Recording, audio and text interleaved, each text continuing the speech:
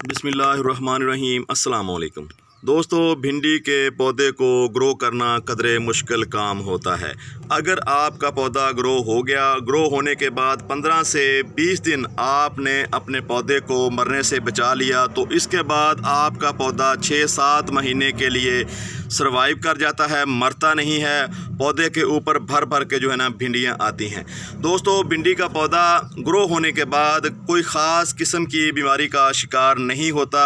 अगर आपने भिंडी के पौधे को घर पे ग्रो किया हुआ है तो आपको बताता हूँ भिंडी के ऊपर कौन कौन सी बीमारियाँ लगती हैं और कौन कौन से जो कीड़े होते हैं वो भिंडी के ऊपर हमला आवर होते हैं। दोस्तों, भिंडी के पौधे के ऊपर सिर्फ़ और सिर्फ एक ही कीड़ा ज़्यादा हमला करता है, जिसे हम कहते हैं मिलीबग। मिलीबग का कीड़ा देखने में बहुत ही आसानी से नज़र आ जाता है, लेकिन वो ऐसी जगह पे अपने आप को रखता है कि यहाँ से अगर कीड़ा लगा हो तो इसको यहाँ से खींचना और निकालना ज़रा मुश्किल काम होगा। तो आप किसी बारीक लकड़ी या किसी ऐसी सलाखी चीज़ से आप उसको निकाल सकते हैं, बहुत आसानी से आप उसको यहाँ से रिमूव कर सकते हैं। दोस्तों, अगर आपने भिंडी के पौधे 5 से 7 पौधे, जैसा कि हमने यहाँ पे 10-15 पौधे 24 बाई 24 के ग्रो बैग में उगाए हुए हैं, आप इनको अपने हाथों से भी, ये जो लगे हुए कीड़े होते हैं इनको हाथों से रिमूव कर लें। अगर आप इनके ऊपर पेस्टिसाइड का इस्तेमाल नहीं करना चाहते, जो अच्छी बात है, अगर आप ऑर्गेनिक गार्डनिंग करते हैं, ऑर्गेनिक सब्जियां खाना चाहते हैं, तो आप अपने हाथों से आसानी कीड़ों को रिमूव कर सकते हैं। इसका बहुत ही आसान हल है। आपके पास अगर शावर होता है तो शावर से आप उसकी तेज़ धार बना के दोस्तों प्रेशर से आप कीड़ों को रिमूव कर सकते हैं। दोस्तों, भिंडी के पौधे को अगर मार्च तक आप ग्रो कर लेते हो तो बहुत ही आसानी से ये सर्वाइव कर जाता है। अगर इसके बाद अप्रैल के महीने में आप ग्रो करते हो तो इसके लिए ज़रा मुश्किल हो जाती है, क्योंकि उन दिनों में, जैसा कि आजकल अप्रैल है, तो अप्रैल के महीनों में इसको ग्रो करना मुश्किल होता है, क्योंकि गर्मी एकदम से बढ़ जाती है। तो गर्मी बढ़ने की वजह से दोस्तों पौधे जो है ना सर्वाइव नहीं कर पाते। तो यहाँ पे आप देख रहे हैं हमारा जो ये गमला है 24 बाई 24 का है, हमने इसको धूप में ही रखा हुआ है।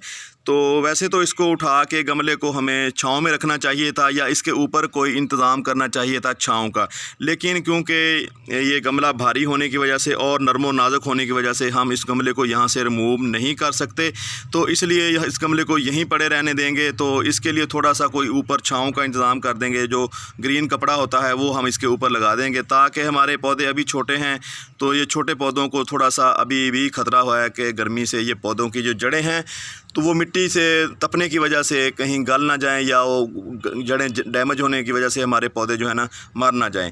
तो आपके अगर पौधे छोटे हैं तो धूप में पड़े हुए हैं दोस्तों, तो आप उसके ऊपर थोड़ी सी छाँव कर दें, ताकि आपके जो पौधे के जड़ें हैं वो नरम व नाजुक होने की वजह से, धूप की वजह से मरे नहीं। तो पिछली दफ़ा मेरे पास सिर्फ़ और सिर्फ 2 पौधे बचे थे भिंडी के। अल्हम्दुलिल्लाह इस दफ़ा जो है ना मेरे पास यहाँ पे 1 2 3 4 5 6 7 8 9 10 11 12 पौधे हैं, जो इंशाल्लाह सारे के सारे सर्वाइव कर चुके हैं। तो 2 भिंडी के पौधे बचे थे, 2 भिंडी के पौधों से भी आखिरी टाइम तक, यानी कि अक्टूबर तक जो है ना उनके ऊपर भिंडियाँ लगती रही हैं। जैसा कि मैंने कहा कि भिंडी के पौधे को उगाना ज़रा मुश्किल है, लेकिन उसके बाद पौधा सर्वाइव कर जाता है, तो वो चलता रहता है। इस भिंडी के पौधे को इतनी दोस्तों खुराक की ज़रूरत नहीं होती। अगर आपने भिंडी का पौधा ग्रो किया हुआ है तो आप मिट्टी बनाते वक्त ही दोस्तों उसके लिए अच्छी फर्टिलाइज़र का इस्तेमाल करें। आप उसमें थोड़ी सी जो होती है वर्मी कंपोस्ट या डीकम्पोज गोबर की खाद डाल देंगे तो ये भिंडी का पौधा बहुत ही आसानी से वहाँ से ये अपनी खुराक लेता रहता है। तो इसकी जड़ें दोस्तों गहराई में जाती हैं। अगर आपने भिंडी का पौधा किसी खेत में ग्रो किया हुआ है तो वहाँ तो इसको बिल्कुल ही इतनी ज़रूरत नहीं होती खुराक की, क्योंकि भिंडी की जड़ें ज़्यादा गहराई में जाने की वजह से ये ज़मीन की गहराई से अपनी खुराक तलाश करती रहती हैं और पानी भी वहीं से दोस्तों अपना नमी जो है ना हासिल करती रहती हैं। इसलिए इस पौधे को ना तो इतने पानी की ज़रूरत होती है, ना ही इतनी खुराक की ज़रूरत होती है दूसरे पौधों की निस्बत। मतलब खुराक की ज़रूरत तो हर पौधे को ही होती है, लेकिन उस हिसाब से जैसे हमें 8-10 दिन बाद अपने दूसरे पौधे जो गमले में ग्रो किए हुए हैं या अपने घर पे ग्रो किए हों उनको 8-10 दिन या 15 दिन के बाद खुराक की ज़रूरत पड़ती है, लेकिन इस पौधे को उस हिसाब से खुराक की ज़रूरत नहीं पड़ती। ये पौधा सहराई इलाके का पौधा है, यानी कि यहाँ पे पानी की कमी हो तो आप भिंडी ग्रो कर लें। यहाँ पे दोस्तों आपकी ज़मीन गंदी से गंदी ज़मीन में भी दोस्तों ये पौधा हो जाता है, लेकिन अगर आपने पौधे को ग्रो कर लिया उसके बाद इसके मरने के चांस बहुत ही कम होते हैं।